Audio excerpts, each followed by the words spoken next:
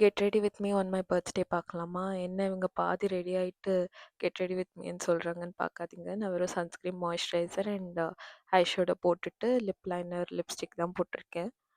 So அது போட்டு முடிச்சதுக்கப்புறமா காம்பேக்ட் பவுடர் இருக்கும் இல்லையா? அதை வச்சு டேப் பண்ணிக்கிறேன். ஏன்னா நான் சன்ஸ்கிரீன் போட்டதுனால அது கொஞ்சம் ஆயிலியாக இருக்கும். அதை வந்து பவுடரை டேப் பண்ணிவிட்டு அதை வந்து நல்லா மர்ஜ் பண்ணி விட்டுடுறேன். அப்போ தான் பேட்ச் பேட்சியாக தெரியாது.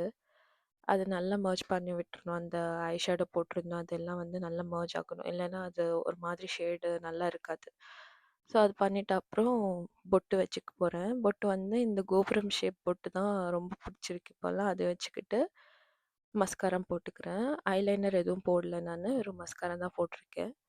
ஸோ அதுக்கப்புறம் ஹேர் ஸ்டைல் தான் இதில் இருக்கிறதே கஷ்டமானது. ஏதோ ஒரு சிம்பிளாக இந்த ஹேர் ஸ்டைல் தான் போட்டிருந்தேன்.